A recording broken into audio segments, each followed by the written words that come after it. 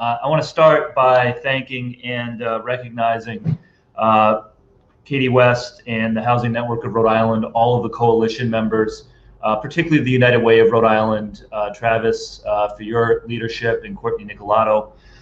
And I'm here today in strong support of the $65 million proposed housing bond, and also in strong support of instituting a permanent funding stream for housing in Rhode Island. In Rhode Island today, we face three crises at the same time. We face a deadly pandemic, a severe economic recession, and we face continued racial inequities. And all three of those crises have one thing in common, which is that more housing is a big part of the solution. We can address all three of these crises, COVID-19, the recession, and racial inequity in our society, by expanding our supply of affordable housing. When it comes to the pandemic, we all know that unfortunately, in Rhode Island, like elsewhere in the country, the most people have gotten sick, and the most severe hotspots have happened in congregate living settings. So if we can increase our supply of housing, that will protect us from future pandemics, because it means that fewer seniors need to live in nursing homes. It means that fewer people can't afford housing and end up in shelters. And so it is a public health imperative that we increase our supply of affordable housing in Rhode Island to contain the spread of future disease. Housing is also a big part of the answer for how we rebound from this economic recession that we're in. In the Providence Journal back in July, I wrote an op-ed where I laid out a plan, a vision for how Rhode Island can recover from this recession. And in that op-ed, I highlighted affordable housing as one of the best opportunities that we have to put Rhode Islanders to work in the short term and help Rhode Islanders become more financially secure over the long term. You know, we can help Rhode Islanders keep more of the wealth that they earn by ensuring that there is more affordable housing for Rhode Island families, and we can put a lot of people to work building it at the same time. You know, the video that we just watched mentioned that there are over 30,000 Rhode Islanders on the wait list for affordable housing in Rhode Island. In addition to that, there are, according to the Housing Fact Book, 140,000 Rhode Island households that are cost burdened, that are spending more than 30% of their income just to stay housed. And so by expanding our supply of affordable housing, we can help make tens of thousands, hundreds of thousands of Rhode Island families more financially secure.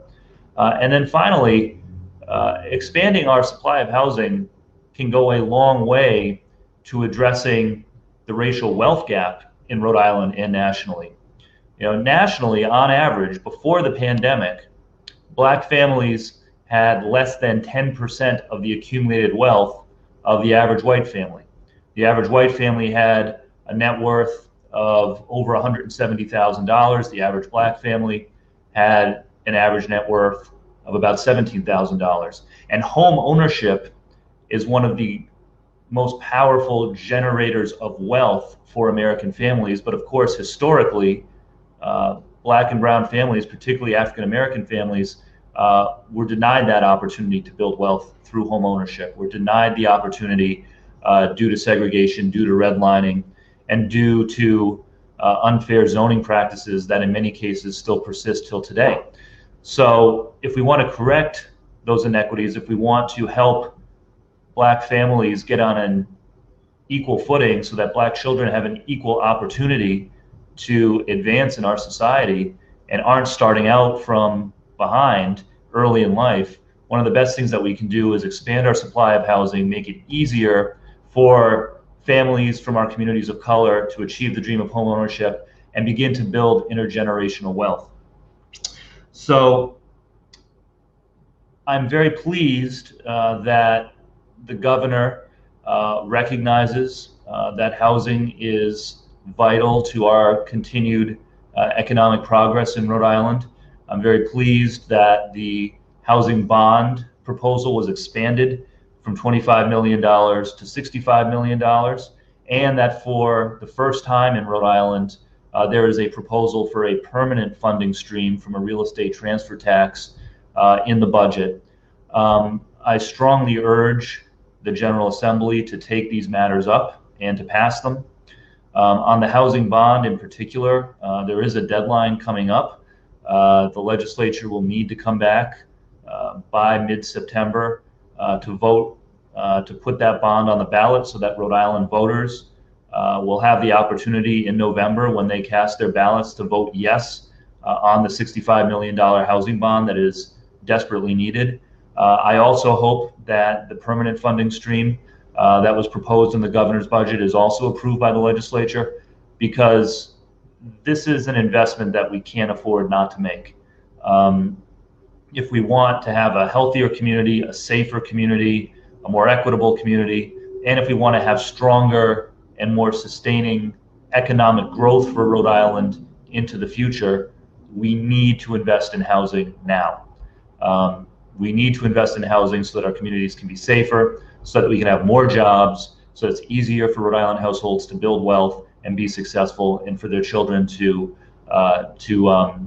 get off to a good start and achieve their dreams.